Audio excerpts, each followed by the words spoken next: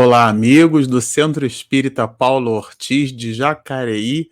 Meu nome é Marcelo Shoa e hoje nós vamos conversar sobre um tema muito palpitante. A direção da instituição nos fez um singelo convite que eu confesso a vocês, fiquei bastante empolgado, aliás, para lá de empolgado, porque vamos buscar num desafio singelo, sem nenhuma pretensão de estabelecer aqui um certo ineditismo, mas vamos conversar sobre um binômio muito interessante: a mediunidade e, ao mesmo tempo, o século XXI. Então, a gente preparou aqui um material para nós compartilharmos, e esse material traz aqui,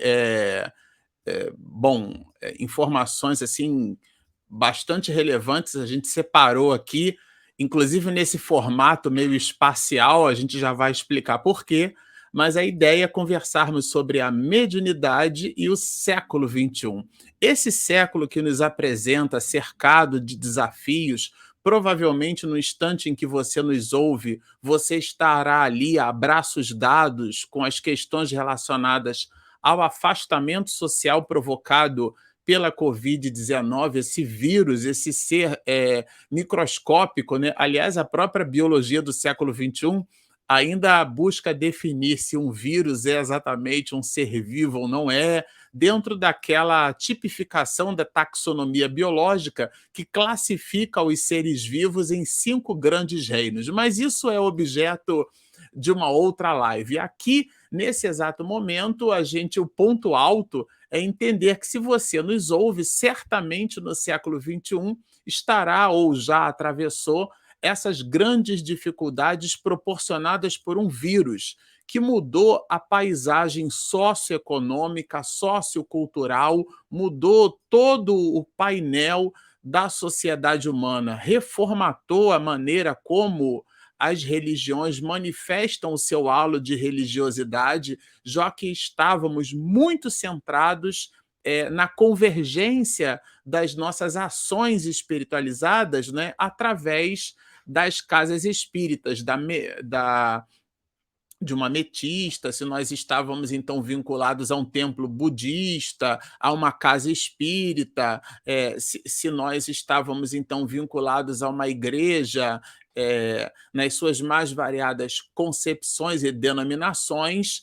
O afastamento social que as autoridades sanitárias, esse afastamento nos convidou, solicitou de nós uma espécie de reformulação. Nós fomos convidados a repensar, a reformatar, a reinventar a prática religiosa, além de muitas outras práticas, inclusive valorizando vários outros personagens da sociedade, os entregadores, aqueles auxiliares de limpeza dentro do ambiente hospitalar, os próprios enfermeiros, os médicos, a equipe de saúde, a equipe hospitalar, que hoje mantém e sustenta vidas, né? Aquelas pessoas que estão ali respirando artificialmente em unidades de tratamento intensiva, estão buscando pneumologistas, médicos nas suas mais variadas especialidades, sobretudo porque muitos, deixando a doença após, né, a contaminação,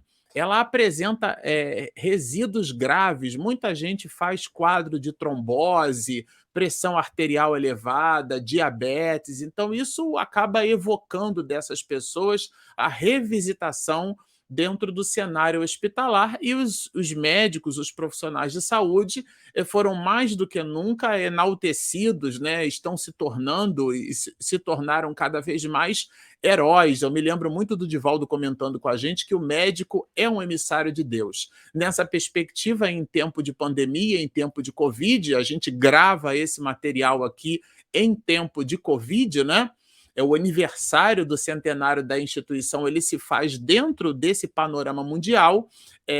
O nosso querido Di sempre comentava com a gente que o médico é um emissário de Deus. Manuel Filomeno de Miranda, na obra No Rumo do Mundo de Regeneração, vai comentar conosco lá quase no final do livro, enaltecendo, sobretudo no capítulo de número 19, esses profissionais de saúde que estão ali o tempo inteiro conosco, nos assistindo, nos amparando, ele chama de a linha de frente. Inclusive, faz uma abordagem, não é? Existe a linha de frente no mundo material e a linha de frente no mundo espiritual. Tudo isso gravita dentro das reflexões que a mediunidade ou que o médium inserido dentro do contexto mediúnico busca resolver fazer e quer fazer, né? Para isso, a gente vai aqui, então, trabalhar uma espécie de orquestração da sinfonia divina sobre os instantes, desde os instantes do nascimento do planeta. Então, aqui a gente vai trabalhar uma visão assim, fazendo uma retrospectiva, que, aliás, é uma retrospectiva severa. Entre 4,5 bilhões a 5 bilhões de anos atrás, a Terra não existia. Então, rezam as tradições do mundo espiritual, isso é Emmanuel que nos revela na obra Caminho da Luz, a nebulosa solar se desprendia, né, formando aquilo que hoje nós conhecemos como sendo o sistema solar, essa estrela que gravita em torno das suas propriedades gravitacionais, 4 planetas rochosos, 4 planetas gasosos, 2 cinturões de asteroides e alguns outros planetoides, como é o caso de Plutão, né? Que na minha época de escola era considerado planeta e agora ele foi um pouco rebaixado pela comunidade astrofísica, né? Já que o planeta, para ser planeta, ele evoca, do ponto de vista astrofísico, algumas características que Plutão não possui. Então, nessa perspectiva, então, o planeta Terra gravita ali, ele está inserido, contido num sistema que recebe o nome da nossa estrela, o chamado Sol. A temperatura do Sol, ela tem alguma coisa ali perto de 15 milhões de graus Celsius, né? É realmente um grande reator de fusão nuclear. Para quem gosta de química, né, sabe que o maior componente presente no universo é o hidrogênio. Está lá no canto superior esquerdo da tabela periódica, é um elemento muito simples, né? O elemento mais simples da tabela periódica, você tem os seus isótopos, né, as variações do hidrogênio, mas de um modo geral, você tem um próton e um elétron, e acabou. O que o Sol faz, as estrelas, de modo geral, fazem é o processo de fusão. Elas fundem o núcleo, transformam, né? Tem ali a variação em neutrino, eu não vou entrar em detalhes, mas ele libera, então, uma quantidade muito grande de energia e transforma naquele processo de fusão o hidrogênio em hélio, que, aliás, é um elemento químico mais pesado. E ele vai fazendo esse processo de fusão até chegar no ferro. Só que chega um determinado momento que a estrela ela consome mais energia do que gera no processo de fusão. E é onde, então, a estrela entra em declínio, ela implode, né? Ela morre, e aí justamente forma-se ali a supernova e libera uma quantidade de elementos químicos muito grande, né? Já que a explosão dissipa na galáxia, né, aonde ela está inserida, uma quantidade muito grande de material contido na tabela periódica. Por isso que o astrofísico Carl Sagan vai nos dizer que nós somos poeiras, né, das estrelas, porque os elementos químicos dos quais nós somos constituídos, esses elementos químicos, em tese, né, por essa explicação, ele nasce nas estrelas. Bom, o Sol, que a gente diz assim, é uma estrela de quinta grandeza, como se fosse um desdém, né? Ele consome ali 4 milhões de toneladas de sua própria massa por segundo. Então é realmente uma grande bola de fusão de hidrogênio incandescente e distribui energia, o Sol, para todos os planetas que formam o seu sistema, né? O planeta mais próximo do Sol, todo mundo sabe, é Mercúrio, que tem uma característica interessante, né? A face de Mercúrio, assim como a face da Lua, é uma face trancada, né? O que é que significa isso? Ele gira, mas a face está trancada. a face de Mercúrio, assim como a face da Lua, né? Até surgiu há um tempo atrás uma película cinematográfica, né, dos Transformers, que mostrava assim no título do filme a face oculta da Lua, que era ali que estavam então os Decepticons e tudo mais dentro ali da mitologia, né, dos Transformers, né? Então a face da Lua também é trancada.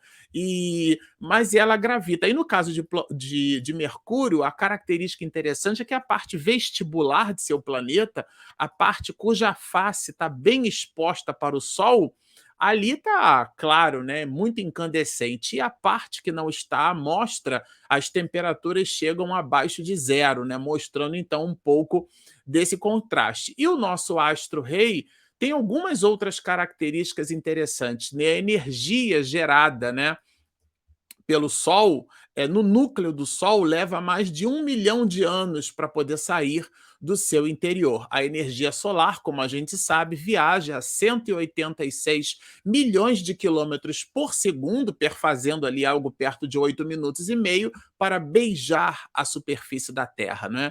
Então, o Sol ele está constantemente em erupção, né? A cromosfera, que é aquela parte externa da atmosfera solar, ela tem ali alguma coisa, gera uma energia superior a 100 milhões de vezes o poder de uma bomba de hidrogênio conhecida pela criatura humana. Só a coroa solar, o arco formado, né, tem um campo atmosférico que gera ali alguma coisa de 2 milhões de graus. Então, o Sol é, sem dúvida, uma das máximas expressões da criação de Deus, né?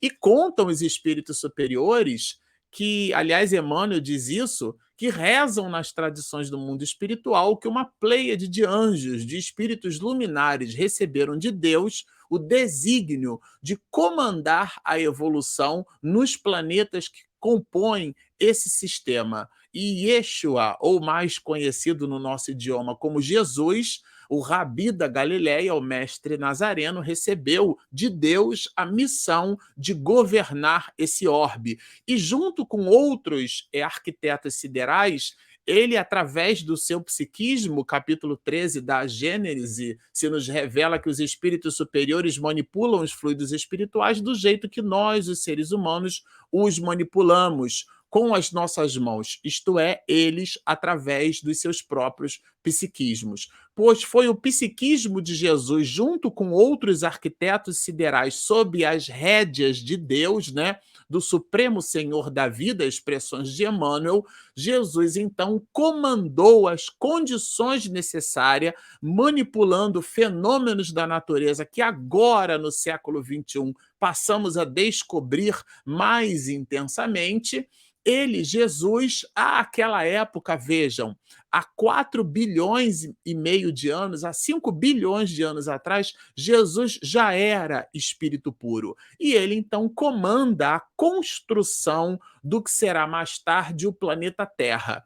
E, nessa perspectiva, manipulando leis cósmicas, né? Ele, então, passa ali...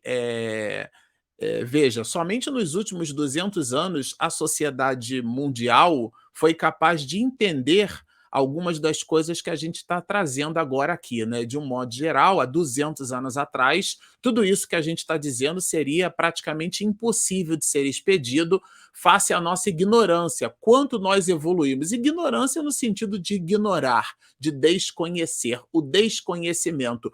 Tanto assim o é que o próprio Mestre Jesus vai nos dizer: conhecereis a verdade, e a verdade, e ela vos libertará. Então é o conhecimento que nos liberta. Aqui na proposição tem 2 conhecimentos implícitos nessa mesma proposição. A primeira delas, quando ele nos solicita para buscar a verdade, é que primeiro nós não a possuímos. E já que ela vai nos libertar, significa que nós ainda estamos presos às nossas idiosincrasias, presos a relações mitológicas, presos ao entendimento desconectado da ideia suprema de amor, né? João vai nos dizer que Deus é amor, é uma definição belíssima sobre a divindade. Então Deus não nos pune. O Deus a quem amamos não é o Deus de Israel, o Deus dos exércitos, é o Deus que ama, que oferece pelos mecanismos da reencarnação a condição suprema para o nosso próprio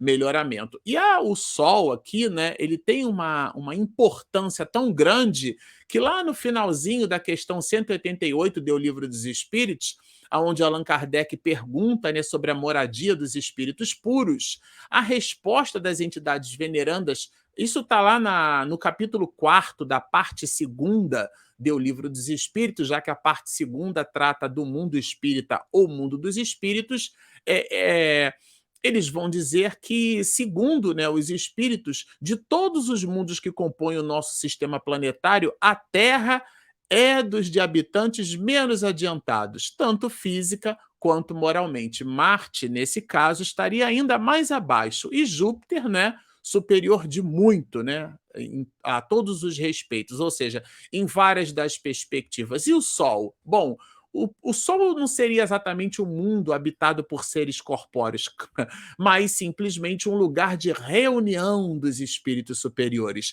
Inclusive, é o próprio Emmanuel que vai nos dizer que esses espíritos eles se reuniram por duas grandes vezes, né?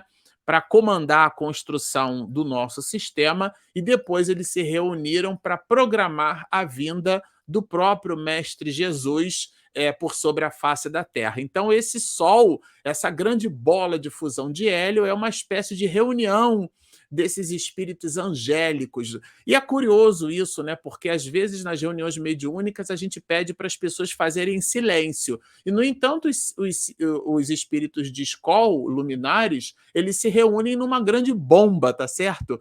Já que o Sol é uma grande uma estrela de fusão de hidrogênio, funde hidrogênio, libera numa explosão gigantesca uma quantidade enorme de outras substâncias químicas, eles vão densificando e entrando ali, né, migrando para o núcleo, e uma quantidade enorme, explosões solares acontecem o tempo inteiro ali no Sol, determinados arcos eletromagnéticos são muitas vezes maiores do que a própria Terra. Aliás, o Sol é tão grande que ele sozinho representa mais do que 98% de toda a massa do sistema solar, tamanha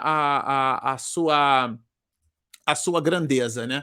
Nessa perspectiva, é ali que ficam reunidos os espíritos luminares. Bom, pois é nesse planeta, nesse ecossistema, que ali há 4.600 bilhões de anos atrás, 4,6 bilhões, né? Essa massa de fusão se desprende da nebulosa solar, e as estruturas atômicas, né, que formam ali uma espécie de uma fornalha, a imagem que a gente selecionou é para dar um pouco dessa dimensão. A Terra surge, mas surge como um fragmento dessa bola magnífica, né, à medida que ela se desprende. E aqui rochas vulcânicas, né, são ainda desprendimentos dessa nebulosa solar, e elas estão derretendo esse magma constante que formará mais tarde as placas tectônicas dentro da dinâmica de resfriamento, já que o núcleo da Terra ainda é muito quente, né? Há uma movimentação magmática muito grande que, inclusive, dá origem aos polos magnéticos da Terra, tá certo? Então, o ar ainda era totalmente tóxico, né? E surgem já depois de bilhões de anos as primeiras moléculas orgânicas a partir de gases e de minerais. Então, o magma vulcânico, vamos dizer assim, ele levaria bilhões de anos para se resfriar. E aquela fornalha vai se resfriando, vai aglutinando mentais, compostos químicos inorgânicos, como, por exemplo, o carbono, né, que é um elemento químico tetravalente, né, possui valência 4, isto é, possui 4 elétrons na última camada e tem uma maleabilidade muito grande. Enfim, tudo isso forma o ecossistema capaz de promover mais tarde, né, fazer surgir mais tarde, a partir, repito, de gases e minerais, as primeiras moléculas inorgânicas, porque as moléculas elas são o resultado da aglutinação de átomos. E os átomos se reúnem em cima de uma lei, né? Em cima de uma ligação iônica, de uma ligação covalente, de doação ou de compartilhamento de elétrons, como é o caso, por exemplo, do cloreto de sódio, NaCl, como é o caso da água, H2O. Né? Então, há ali uma lei físico-química no processo de compartilhamento ou no processo de doação iônica.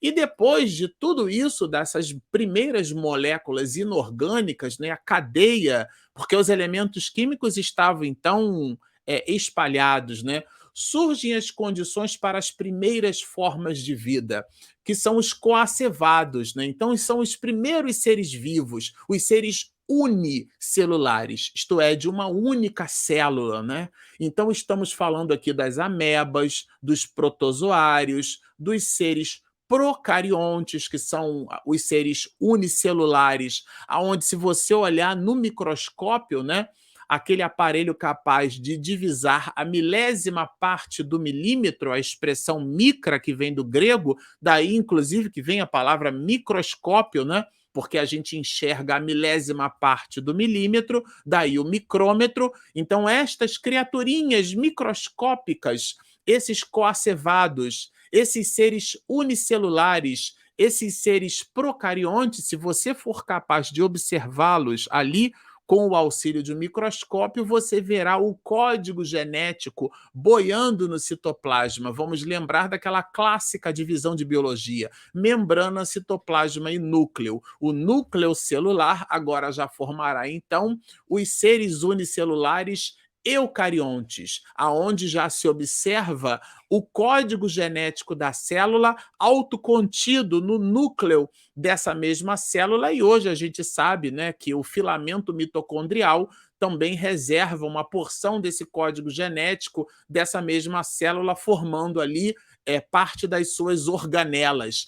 Todos esses compostos, esses são os primeiros seres vivos, e a partir daí, né, do surgimento das moléculas inorgânicas, que os arquitetos siderais, sob as vistas de Deus, arquitetos esses das quais ou dos quais Jesus faz parte, né, com o poder do psiquismo desses espíritos, Deus, então, servindo-se das condições desses anjos, ele constrói, manipulando as forças e as leis da natureza, essa matéria em ignição, criam, então, os primeiros seres vivos a partir dos aminoácidos, dos primeiros açúcares. Né? Então, milhões e milhões de anos mais tarde, então, isso forma o ecossistema desses seres vivos unicelulares, né?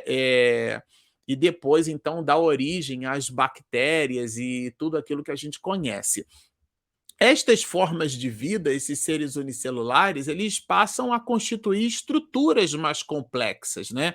Formando organelas, possuem, por exemplo, a divisão. A gente citou aqui a mitocôndria. A mitocôndria, ela é responsável pelo fornecimento de energia e respiração da célula. Né? Então, a gente vai observar uma evolução destes compostos, e é disso que trata a evolução do ser. Né? Então, mais tarde, essas atividades como a meiose, né, essas estruturas, elas vão se aglutinando, e elas são verdadeiras mensageiras químicas, formando, inclusive, milhões e milhões de anos mais tarde, organismos pluricelulares, são mensageiras químicas. Diz-nos André Luiz, na obra Evolução em Dois Mundos, que o primeiro sentido que o princípio inteligente desenvolve é o sentido do tato. Inclusive, alguns cientistas dizem que a membrana celular, né, muitos artigos em inglês, eles fazem uma brincadeira, chamam de membrane, né? Esse brain seria cérebro, e um trocadilho para membrana em inglês, aonde o cérebro, claro, vou colocar entre aspas, o cérebro da célula, a inteligência da célula, formando, como dizem, um gateway, né, um grande portal, permitindo a passagem de substâncias e alimentos, e também proporcionando os excrementos, né, dessas mesmas células, tudo isso se dá através da membrana celular.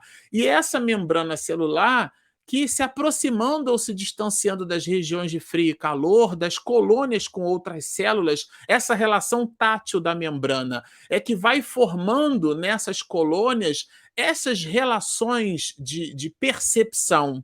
Então, o princípio inteligente, estagiando nessas estruturas unicelulares, vai encontrar o ecossistema necessário para o desenvolvimento das suas potencialidades. A tese não é minha, é de André Luiz e vai escrito na obra Evolução em Dois Mundos. Nessa perspectiva, o próprio André Luiz vai nos dizer que ali nasce o primeiro sentido que o princípio inteligente desenvolve, é o sentido do tato, o processo de comunicação entre as almas, o princípio inteligente do universo que mergulha então nessas estruturas primevas, depois ele vai conquistando estruturas pluricelulares, essas estruturas pluricelulares vão então criando organismos sofisticados, equipamentos vitais mais sofisticados, essas algas, esses seres aquáticos vão permeando o espaço milhões e milhões de anos depois, entre a Terra e a água, formando, por exemplo, os anfíbios, os répteis.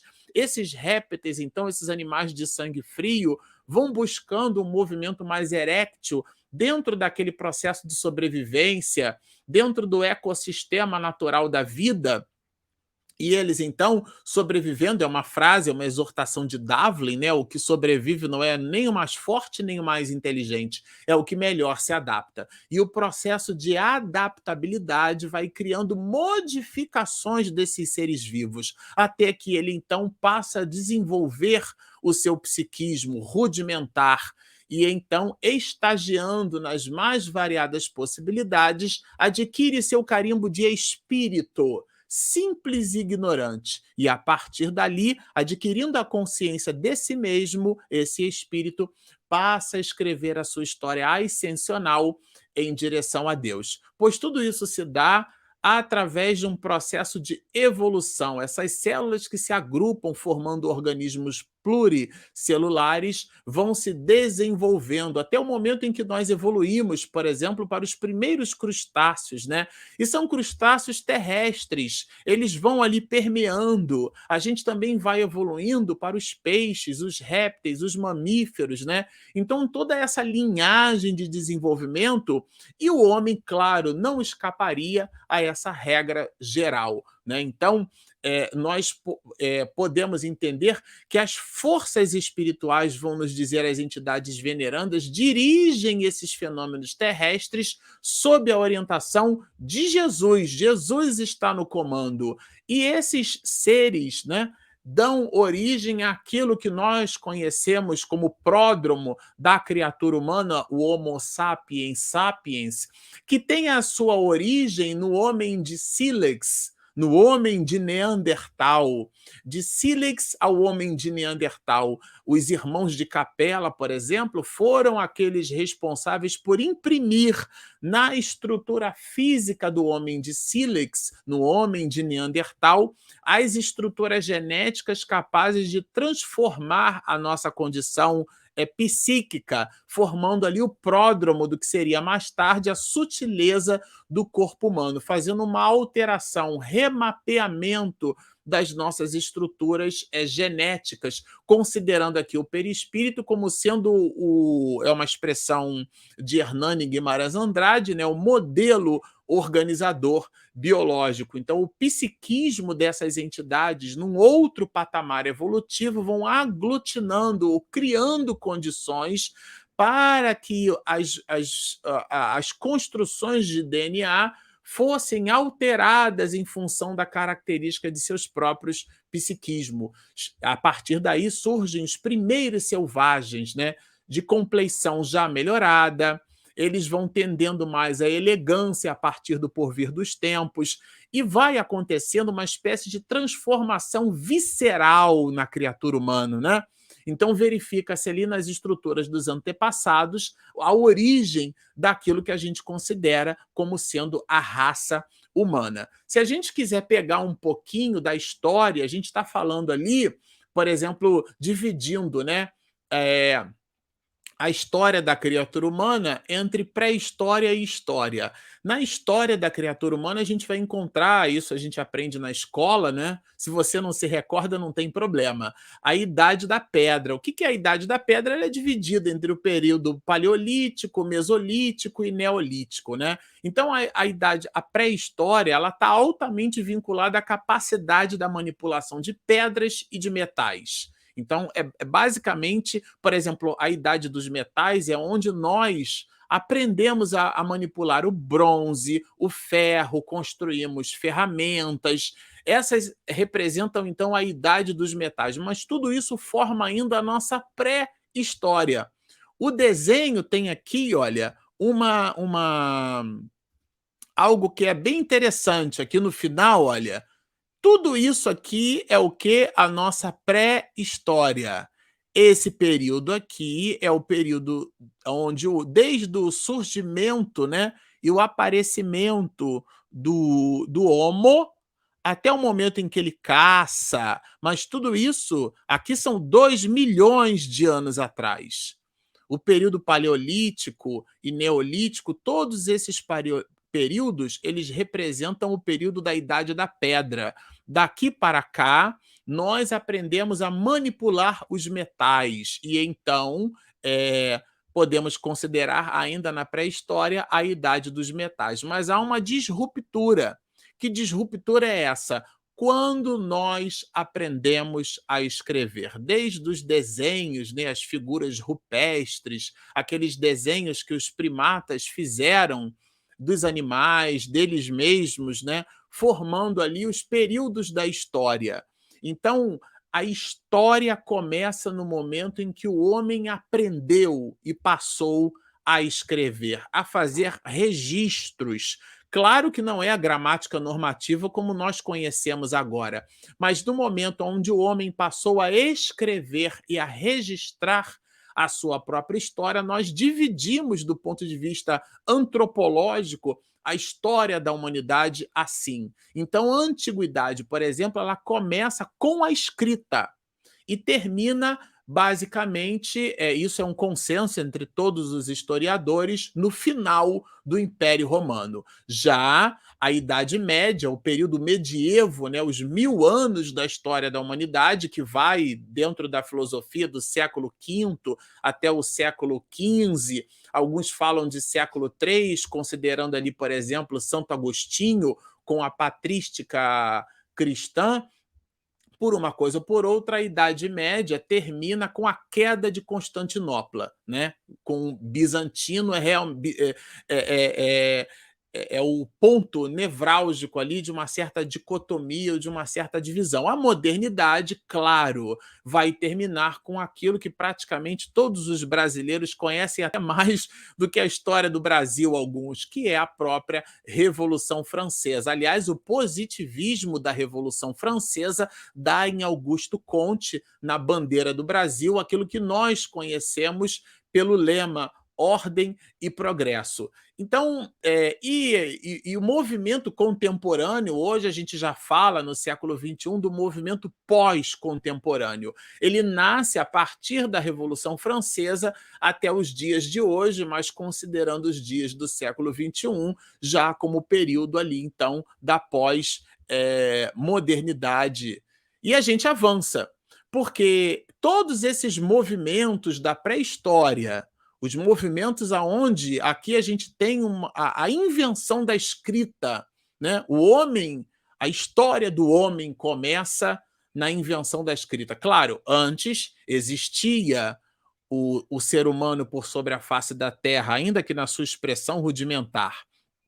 E a gente está falando de alguma coisa de 4.000 anos antes de Cristo. Veja que 4.000 anos antes de Cristo, para um planeta com 4 bilhões de 500 a 600 milhões de anos, a gente não está falando que isso não é nada, né?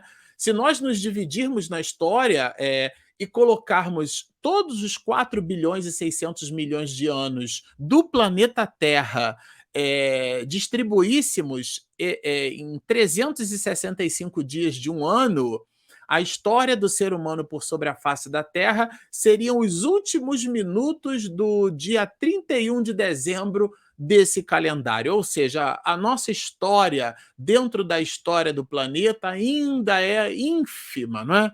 Então, realmente, nós estamos começando a escrever a nossa historiografia, até chegarmos, então, a essa era, chamada Era Cristã, né? Esse período aqui que a gente observa e a idade contemporânea aqui representada por um computador. Mas a gente sabe, eu comentei ali anteriormente, que a espiritualidade ela envia grandes comunidades espirituais. Os egípcios, por exemplo, formaram, né, aquilo, receberam uma vestimenta rudimentar, que é o corpo físico humano, que para eles foram exilados de Capela, né, de Capra, que é o nome de uma estrela, então estavam num planeta dessa constelação. Eles vieram para cá e, chegando aqui num planeta primitivo, realmente se sentiram animalizados. Então, a vestimenta deles, eles construíram, inclusive, a partir daí, a ideia da metempsicose,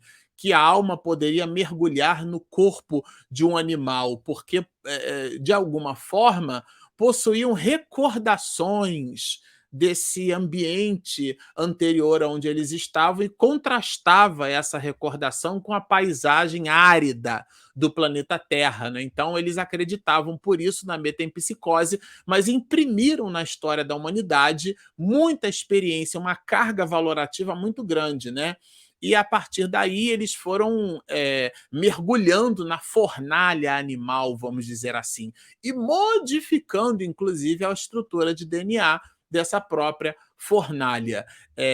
Mas a abstração feita às dificuldades foram os egípcios, né, dentre todos eles, os mais resilientes. A gente então sabe, né, que eis porque as epopeias do Evangelho foram previstas e cantadas alguns milênios antes da vinda do sublime emissário, porque muitos deles foram recebidos e preparados pelo próprio Jesus.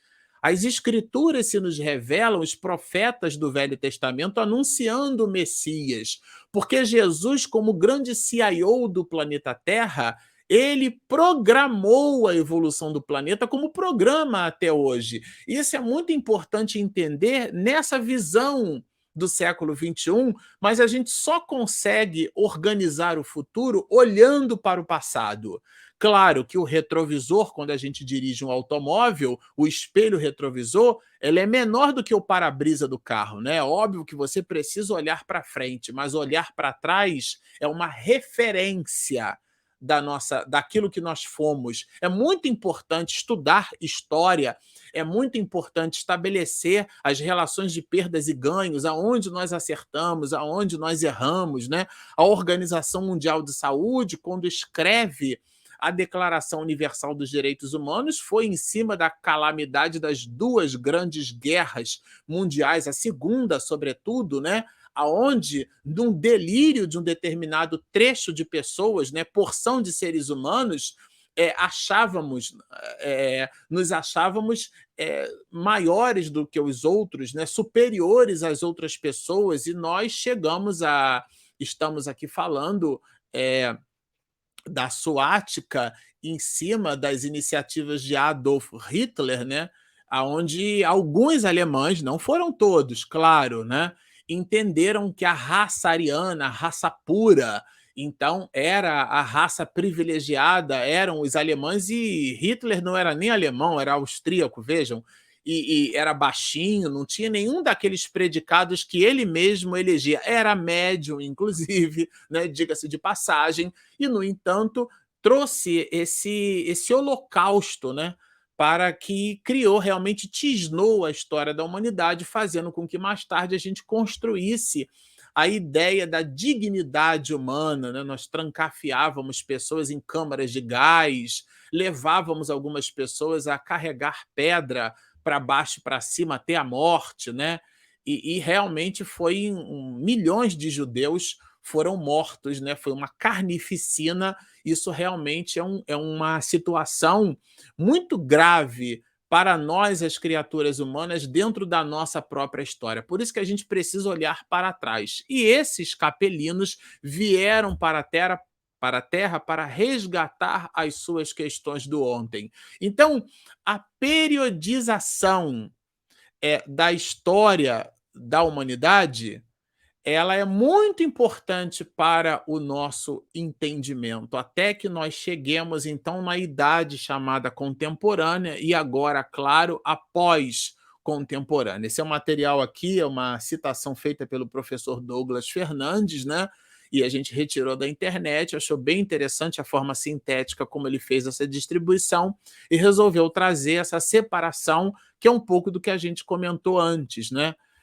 Mas aqui, culminando, a gente queria trazer alguns elementos que a sociedade do século XXI já coloca para nós, né? O MIT, né? A Universidade de Massachusetts, lançou uma lista dos maiores avanços tecnológicos. Esse é um material, inclusive, que eu confesso que já está até desatualizado, porque a cada dia que passa a gente evolui mais do ponto de vista de expressão tecnológica, né? A gente fez aqui ele chamou, né, de aprendizado profundo, que é o deep learning, né? O que é que significa isso? E a inteligência cognitiva. Hoje já nem se fala tanto só em inteligência artificial. Essa ideia da inteligência artificial é porque é o artefato, é o artifício de que a engenharia computacional se serve para, então, estabelecer processos decisórios dentro dos programas de computador. Para quem já escreveu algum código de computador na vida, sabe que esses códigos a gente chama de procedurais, eles são top-down.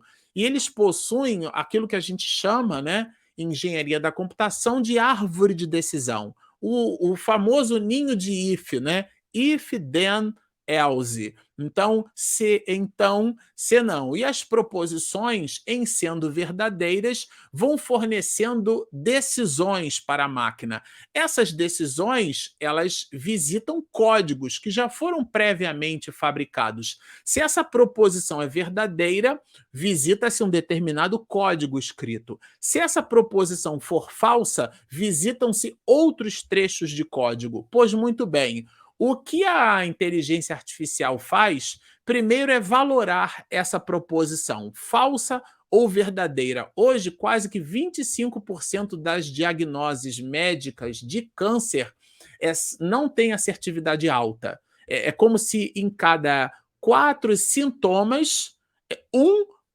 nós errássemos, né? Nós, os médicos, porque os sintomas podem falar de muitas doenças, né? Um sintoma não fala exatamente do problema, dão pistas. Então, dor de cabeça pode ser sinusite ou câncer no cérebro. Então, a dor de cabeça não pode ser um mundo enorme de possibilidades. Nessa perspectiva, os computadores foram servindo-se de bases de conhecimento, que a gente chama de knowledge base. Essa base de conhecimento altera fundamentalmente esse if, essa proposição.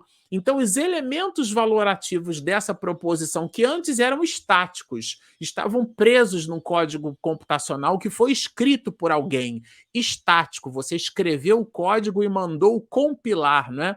Submeteu aquilo à gramática de um determinado compilador e transformou aquilo em código de máquina. Portanto, no momento em que você compila e transforma no que nós chamamos de código executável, aquilo é um pulso, é um conjunto de zeros e uns. Estático, do jeito que você compilou é do jeito que ele vai ficar. O que a inteligência artificial faz a partir desse knowledge base, a partir dessa base de conhecimento, como no caso, por exemplo, de um prontuário médico, é ampliar as possibilidades de sua decisão. E na hora que ele, então, toma uma decisão valorativa em cima dessa base de conhecimento, se é certo ou se é errado, ainda assim, o argumento computacional ali escrito sofre variações, a gente chama de polimorfismo, né? Então ele tem variações. Tudo isso dá aquilo que a gente chama hoje de inteligência cognitiva, porque a inteligência cognitiva é a forma como o ser humano se expressa. Então, hoje você tem ali a Alexia, você tem a Siri da Apple, né? A Alexia é da Amazon, né? Então você tem essas ferramentas onde você compra ali uma caixinha sonora e você fala com ela. Na verdade, você emite um som e esse som, você na verdade, você emite uma frequência, né, porque o som é uma perturbação das moléculas do ar, o diafragma presente, que é como se fosse um microfone embutido ali, vai? Aquele microfone é capaz de decodificar uma espécie de liga-desliga. Opa, estou sendo acionado. Ela então recebe o registro do que você está vocalizando, decodifica isso dentro de um processo cognitivo, porque afinal de contas você pode dizer assim para ela, né? Alexia, me diz como estará o tempo amanhã. Ou então, Siri, né? E aí você diz, né? Como estará o tempo amanhã? E em inglês você starta isso, né? Hey Siri, e aí o Siri vai falar para você, a Siri vai dar a resposta, e essa resposta é inclusive vocalizada. Vejam, tudo isso é uma alteração, uma sofisticação dos processos de inteligência artificial, que a gente hoje chama de inteligência cognitiva, né? Que é um avanço muito grande da história da humanidade. O Watson, né, da IBM, é uma expressão desses processos de inteligência cognitiva. E hoje a gente fala também dos processos de BI, né, de Business Intelligence. Então, aqui, por exemplo, nos instantes da Covid-19, os telefones celulares eles enviam para as suas operadoras os processos de geolocalização. E pelos processos de geolocalização, a gente consegue construir um mapa de calor para saber se as pessoas estão se distanciando ou se aproximando da região onde moram. E com isso a gente consegue montar um mapa da circulação das pessoas pela região onde elas habitam. Tudo isso usando recursos computacionais, né? Isso é bem relevante. Também a gente hoje já é capaz de fazer o sequenciamento de DNA no pré-natal, inclusive existem questões éticas envolvendo esses processos, mas a gente já consegue fazer a análise do genoma completo de um recém-nascido em pouco mais de 48 horas, né? Detectando doenças, por exemplo, como a síndrome de Down, né? E são equipamentos muito sofisticados, né? Numa combinação aqui de múltiplos recursos, né? Trabalhando a física, trabalhando a biologia, a biogenética, a biomedicina, a própria medicina, a eletrônica, a ciência da computação, são muitas ciências combinadas nesse processo de sofisticação que nós estamos inseridos no século XXI. Todos nós estamos inseridos nesses processos, né? Vejam, aqui a fabricação de aditivos, né? São métodos que já são utilizados para a fabricação de implantes médicos, né? Isso é bem interessante. A gente já vai perceber hoje que determinados implantes específicos são colocadas próteses, órteses, uma pessoa que sofre um acidente, que tem uma amputação de membro, né? Uma perna, a gente viu isso muito nas Paralimpíadas, esses atletas formidáveis, né? Uma dinâmica, um processo biomecânico, claro que visita ali toda uma instrumentação anátomo-fisiológica, psicológica, para que ele, então, ele se movimente com uma prótese, né? Aquilo passa a ser, então, por ele, uma extensão de seu próprio corpo. Mas não é o corpo, mas há um processo de adaptabilidade e o nível de biomecânica, de sofisticação biomecânica que essas próteses apresentam, né, é realmente sensacional. Além disso, a gente vai entender, vai perceber que o mundo atual traz os robôs industriais dentro daquela visão que a gente viu, os processos de automação industrial, né? Automação mecânica, automação essa com nível de sofisticação, sensores de elevadíssima precisão. Tudo isso compõe o cenário do século XXI, aonde nós estamos inseridos, né? Microchips, por exemplo, capazes de restaurar a memória. Isso é um sonho, né? Um sonho em andamento. Engenheiros biomédicos e neurocientistas da universidade lá do sul da Califórnia, em Los Angeles, né? O pessoal chama aquilo de Baixa Califórnia. Eles estão trabalhando muito fortemente na possibilidade de recuperação de perda de memória através da implantação de um chip, considerando, né, as questões que o cérebro é formado por neurônios com os seus neurotransmissores e esses chips facilitariam esses processos de neurotransmissão. A própria energia solar, agora falando aqui do mundo sustentável, né, das possibilidades de sustentabilidade, as fontes de energia que a biologia, né, e a computação elas estão ali a braços dados ali como Big Data, né? Hoje é possível mapear, por exemplo, através de uso de telefones celulares e das torres de transmissão, a distribuição de malária, cruzando um gigantesco banco de informações que hoje a área de tecnologia da informação e comunicação chama de Big Data, né? Que é uma grande base de dados gigantes. Né? Cientistas também da Escola de Saúde Pública de Harvard criaram uma estratégia para combater a malária que usa torres de transmissão de sinal de celular. Então, é a combinação de fatores. Nisto, nós estamos mergulhados. O espírita está mergulhado nessa avalanche de possibilidades, ao ponto da 926 do Livro dos Espíritos nos dizer, né? Criando novas necessidades, a civilização não constitui uma fonte de novas aflições? Seriam essas evoluções tecnológicas uma aflição? Porque nós temos, nos dias atuais, pessoas que fazem a leitura de que o avanço tecnológico, de alguma forma, criou uma involução, né, da criatura humana. Bom, os males deste mundo, ele está falando do planeta Terra, estão na razão das necessidades factícias que vos criais. Ou seja, às vezes nós criamos soluções para problemas que não existiam. Há muitos desenganos se poupa nesta vida aquele que sabe restringir seus desejos e olha sem inveja para o que esteja acima de si.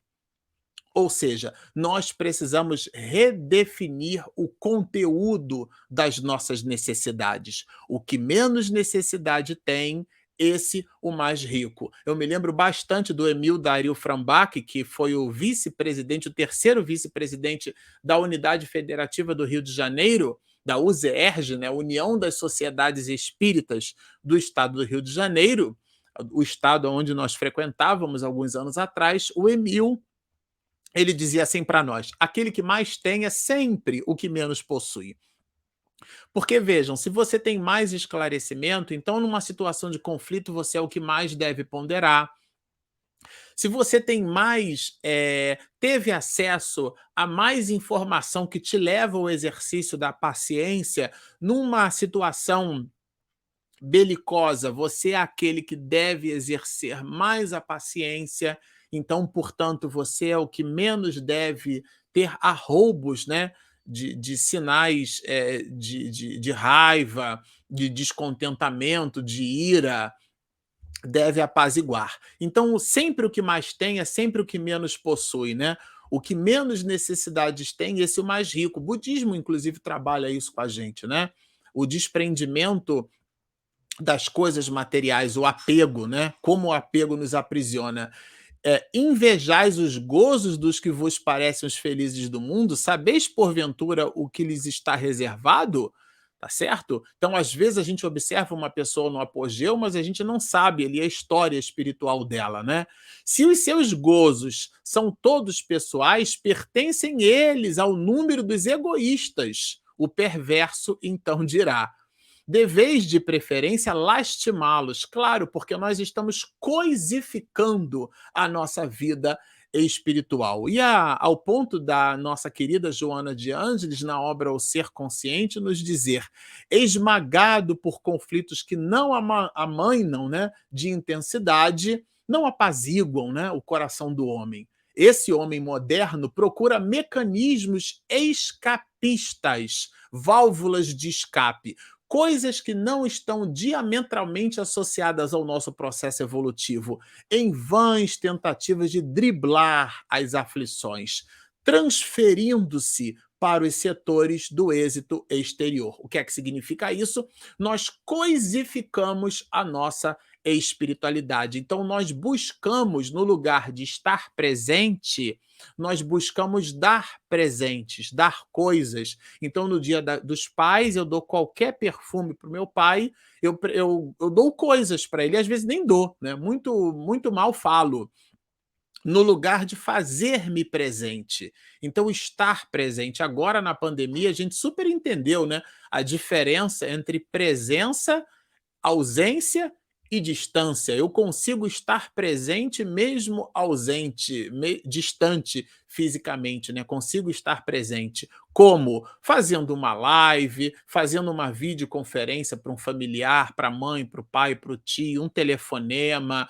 Então, as casas espíritas estão aqui, como esta instituição, expedindo lives, gravações, vídeos nessa direção, dinamizando o processo de comunicação, dinamizando a presença da informação espírita na sociedade mundial. Então, no lugar de nós nos transferirmos para esse êxito exterior, essa coisificação da nossa espiritualidade, nós deveremos buscar o que há de mais importante dentro de nós. Então, ela vai nos dizer, né, que essa tentativa de driblar para setores do êxito exterior, do aplauso e da admiração social.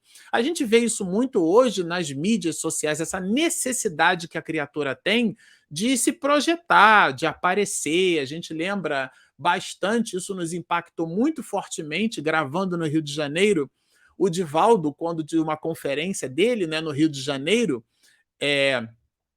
por tradição, há muitos anos, no Centro Espírita André Luiz, a gente já fez algumas conferências, algumas palestras por lá, tanto gravadas como presencialmente, né? A Ana Spranger, a Aninha, né, que é uma alma muito querida, uma mãezinha nossa, sempre nos convida para a gente deixar ali as nossas parcas contribuições. E o Di, quando faz o roteiro dele, ou melhor, quando fazia o roteiro dele pelo Rio de Janeiro, ele então possuía endereço certo nessa casa espírita. E lá, o nosso doutor Bezerra de Menezes, pelas possibilidades mediúnicas de Divaldo, expedia uma mensagem ao final da palestra do Divaldo, pela psicofonia do Divaldo, o doutor Bezerra de Menezes, então, dava uma palestra. Nessa perspectiva, aquilo lotava a instituição. E à época, né, a Ana contava que eles colocavam aqueles gravadores pesados, né? E depois, de madrugada, ela mesma e alguns outros companheiros faziam a transcrição. Eu tive a felicidade de fazer essa transcrição depois, uma ou duas vezes. E a Ana conta que depois que eles faziam a transcrição, na época era inclusive datilografada por ela, muitas, no dia seguinte de manhã o Divaldo ia até lá, até a casa da Ana Spranger, e ela entregava o material datilografado. Conta a Aninha para nós que o Di se sentava assim num pedacinho do sofá, a gente chegou até a conhecer a casa dela e tal, enfim. E o cantinho ali do sofá onde ele ficava. E ele ali de perninha cruzado, né? Então, conta a Aninha que o Divaldo, então, alterava a sua expressão fisionômica, e o doutor Bezerra de Menezes olhava para o papel, lia o que ele mesmo falou, fazia as correções no papel, as anotações, as observações de ponto, de parágrafo, vírgula e tudo mais, fazia aquilo que ele considerava as suas próprias correções. Voltava ao normal o Divaldo, pegava o papel e dizia assim: está aqui, doutor Bezerra de Menezes corrigiu. E nós, médios do século XXI, num certo apressamento que as mídias sociais nos oferecem, a gente no minuto 2 já publica em lista de WhatsApp, já posta em Instagram, já posta em Facebook a mensagem, o médium fulano de tal que psicografou. Vejam, o livro dos médiuns, Allan Kardec não coloca o nome de nenhum médium, coloca o nome sim dos espíritos, cita mensagens apócrifas, trabalha no capítulo 24 a necessidade da gente estabelecer o critério da linguagem. O critério da informação mediúnica não está no médium que a expediu, mas na linguagem utilizada pelos espíritos. É aqui um ponto de atenção bem relevante. Essa linguagem não é concordância verbo-nominal, é o conteúdo. que aquele mesmo espírito deposita por essa ou por aquela manifestação mediúnica. Mas a mediunidade em si mesma, ela deve ser neutra, né? Isso Allan Kardec coloca para nós no item 159, né? Todos nós somos médios, né? A mediunidade é a nossa condição de intercâmbio com os espíritos. E o capítulo 16 da parte segunda do Livro dos Médios, no quadro sinótico, Allan Kardec estabelece um leque, um conjunto enorme de possibilidades, das quais a veia da intuição está ali presente. Mas a veneranda Joana de Ângeles, não é o Marcelo que está falando, ela vai nos lembrar desse êxito exterior, desse aplauso, dessa necessidade de admiração social que a gente tem que tomar cuidado, né? Embora os sentimentos permaneçam agrilhoados, quer dizer, preso, e aferreteados, né? Ou ferreteados pela angústia e pela insatisfação, porque a aparência é a ideia da personalidade, é uma palavra que vem do grego, né? Persona, máscara. Então a gente entrega a nossa personalidade. Nós não estamos entregando ali a nós mesmos, né? Uma visão fake, condicionado para a conquista das coisas na acepção da meta planificadora, o indivíduo procura o quê? Soterrar os conflitos. Então, nós jogamos para debaixo do tapete as nossas próprias dificuldades sob as preocupações contínuas, ou seja, as coisas do dia a dia, né? No entanto, né, essas situações vão se manifestando em nós, né? Vivas e pulsantes, até quando ressumam e sobrepõem-se a todos os disfarces, ou seja, aquilo explode. A gente não consegue manter um determinado conflito autocontido o tempo inteiro, desencadeando novos sofrimentos e perturbações devastadoras, porque nós precisamos, na verdade, deixar de nos esconder através da conquista do ter, e sim pela busca do ser. E a veneranda continua nos dizendo: não são poucos os indivíduos que se refugiam em ideais. Olha, isso aqui é muito grave para nós, os médiuns. Olha, não são poucos os indivíduos que se refugiam em ideais, especialmente nas doutrinas religiosas. Ah, você vai para a casa espírita? Não, na segunda tem reunião mediúnica, na terça tem sopa, na quarta tem ED, na quinta tem reunião pública, na sexta tem atendimento fraterno, no sábado tem sopa, no domingo tem a campanha do quilo, e na segunda-feira começa a mesma coisa. E a sua família? Não, a minha família não.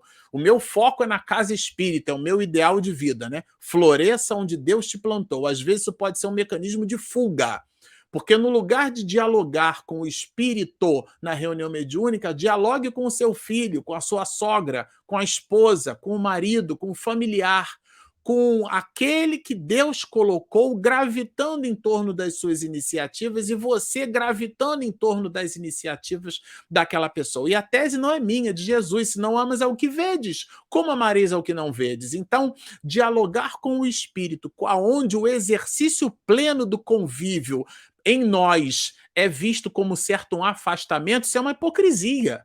Porque se a gente não gosta de gente, se não amas ao que vedes. Vejam, né? E aqui a tese de Joana na obra O Ser Consciente. Muitos de nós religiosos usamos as doutrinas religiosas para quê? Como um mecanismo de refúgio, de fuga, para fugir dos desafios que o século XXI apresentam para nós. E nessa perspectiva, o médium está diametralmente associado como evasão da realidade, é um mecanismo de fuga, adotando comportamentos nobres, no entanto, mascaradoras dos seus conflitos. Veja, isso aqui é muito grave, isso seria uma outra live só para a gente falar desse assunto. É um movimento fake.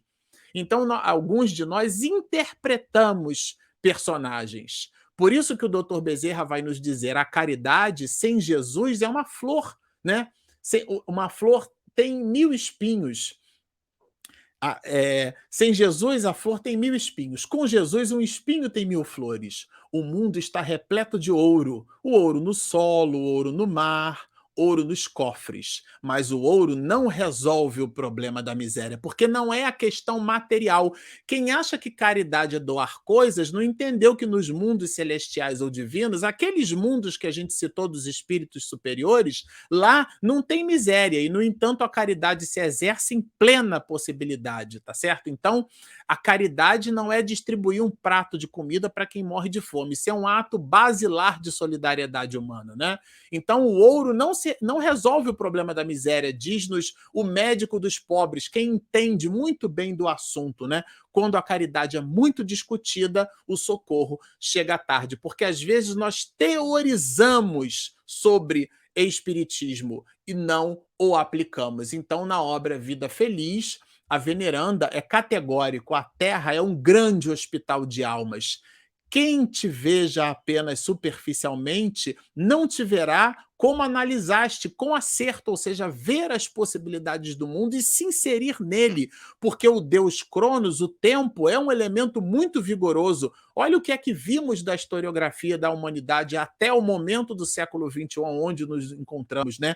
Concede a liberdade para que cada um seja conforme é e não como pretendes que seja. Chico Xavier tem uma exortação nessa direção, né? Ao outro permito ser como lhe apraz, mas a mim como devo ser. Então nós não somos policiais do evangelho, não usaremos o conhecimento doutrinário, o conhecimento espírita, o halo de mediunidade para fiscalizar a vida alheia. E para nós encerrarmos, o nosso querido Divaldo Franco, a gente começou aqui, nós citamos ele, gostaríamos de terminar com ele.